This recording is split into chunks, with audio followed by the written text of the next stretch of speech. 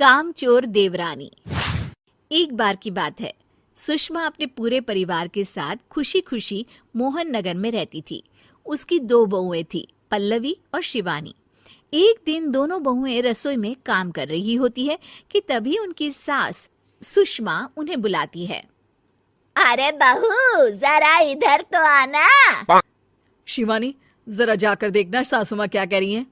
दीदी आप ही देख लो ना जाकर, आपको भी तो सुनाई दे रहा है। अरे मैं आटा गूंद रही हूँ ना, तुम चली जाओ। हाँ तो मैं भी तो सब्जी काट रही हूँ ना दीदी। अरे बहू जल्दी आओ।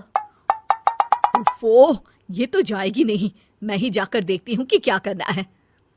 पल्लवी सुषमा के कमरे में जाती है। जी मम्मी जी, क्या हुआ? शाम को घर पर कुछ मेहमान आने वाले हैं, तो तुम अच्छा सा खाना बना लेना बहू। ठीक है मम्मी जी, आप बता दीजिए क्या क्या बनाना है और कितने लोग आ रहे हैं। सुनील की मौसी जी और उनका पूरा परिवार आ रहा है। कुल मिलाकर 3 लोग और हमें मिलाकर हुए 9 लोग। तो अभी से ही तैयारी करना शुरू कर दो। और हाँ, घर की सफाई भी कर देना, हाँ अच्छे से। जी मम्मी जी, सब काम हो जाएगा, आप चिंता मत कीजिए। पल्लवी शिवानी को घर में मेहमान आने वाले हैं इसके बारे में बताती है। क्या 9 लोगों का खाना बनाना होगा, घर की सफाई करनी है? बाप रे, सासू माँ ने तो हमें घर की नौकरानी ही समझ कर रखा है। ऐसा नहीं बोलते शिवानी, हम इस घर की बहू हैं और घर के काम करना हमारा फर्ज है। दीदी तो है ही सासू माँ की चमची, जब देखो सासू माँ सासू माँ। मैं तो इतना सारा काम नहीं करने वाली। शिवानी कपड़े लेकर गमला साफ कर रही होती है और चक्कर आने का नाटक करने लगती है। मेरा सर चकरा रहा है। तभी वहां पल्लवी और सासू माँ जाते हैं। अरे बहू, क्या हो गया तुम्हें? मम्मी जी, बहुत तेज सर में दर्द हो रहा है। तुम एक काम करो शिवानी, आराम कर लो। नहीं नहीं दीदी, घर में मेहमान आने वाले हैं, मुझे आपकी मदद करनी चाहिए। अरे कोई बात नहीं शिवानी, तुम आराम कर लो, मैं सब काम कर लूंगी। ठीक है दीदी, अगर आप इतना कह रही हैं तो आराम कर लेती हूँ। शिवानी आराम से अपने कमरे में मैगजीन पढ़ रही होती है। इसे कहते हैं आराम की जिंदगी। इतना सारा काम। चलो सारा काम खत्म हो गया, शिवानी को देख आती हूँ। शिवानी अपने कमरे में ईयरफोन में गाने सुनते सुनते सो जाती है और उसके साइड में मैगजीन भी रखी होती है। पल्लवी वहां आ जाती है और वो सब देखती है। ओहो, तो मतलब सब काम चोरी का बहाना था। अभी बताती हूँ इसको।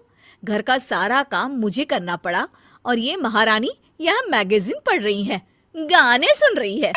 पल्लवी रसोई से एक प्लेट और चम्मच लेकर आती है और शिवानी को थाली बजाकर उठाने लगती है। शिवानी अचानक से उठती है। उठ गई महारानी, गाने भी सुन लिए, मैगजीन भी पढ़ ली। तुम तो बहुत बड़ी झूठी निकली शिवानी। तुमने सर दर्द का बहाना बनाया ताकि काम करने से बच सको। हाँ बनाया बहाना, तो क्या करती, इतने सारे काम करती। मुझे कोई शौक नहीं है चापलूसी का। क्या चापलूसी? तुम्हें लगता है कि मैं सारे काम चापलूसी के लिए कर रही हूँ? और नहीं तो क्या। तभी वहां सासू माँ आ जाती हैं। अरे बहू, वो लोग बस आने ही वाले हैं, तुम तैयारियां कर लो। जी सासू माँ, तुझे तो मैं बाद में देखती हूँ। सब खाना खाने बैठते हैं और खाना शुरू करते हैं। तभी सुनील की मौसी बोलती है। वाह भाई वाह, खाना तो बहुत ही अच्छा बना है सुषमा जी, एक एक चीज में क्या स्वाद है। ये सुनकर शिवानी मुंह बना लेती है। उसे अपनी जेठानी की इतनी तारीफ रास नहीं आती। आपकी बहुएं तो बहुत ही अच्छा खाना बनाती हैं। हाँ, बनाती तो दोनों ही अच्छा है, पर आज ना ये सारा खाना बड़ी बहू ने बनाया है। छोटी बहू की तबीयत ठीक नहीं थी, सो इसलिए। मानना पड़ेगा सुषमा जी, आपकी बड़ी बहू तो बहुत ही गुणवान है। पल्लवी की तारीफ सुनकर शिवानी को जलन होती है। पल्लवी ये सुनकर खुश हो जाती है और शिवानी की तरफ देखकर उसे चिढ़ाती है। कुछ देर बाद मेहमानों के जाने का वक्त हो जाता है। मौसी जी सबके लिए उपहार लाई होती है। वो सबको शगुन के पैसे देती हैं और अंत में पल्लवी के पास आती है। तुम्हारे लिए शगुन का लिफाफा तो है ही, पर बहू तुम्हें एक और उपहार भी मिलेगा इतना अच्छा खाना बनाने के लिए। मौसी अपने सोने के कंगन निकालकर पल्लवी को पहना देती है। ये लो, ये मेरे मनपसंद कंगन है, अब से ये तुम्हारे हुए। धन्यवाद मौसी जी। ये देखकर शिवानी तो पूरी तरह से जल जाती है और गुस्से से रसोई में चली जाती है।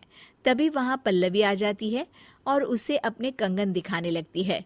देवरानी जी, अब आपका सर दर्द ठीक तो है ना? मुझे लगता है कि अब सर दर्द शुरू हो गया होगा आपका।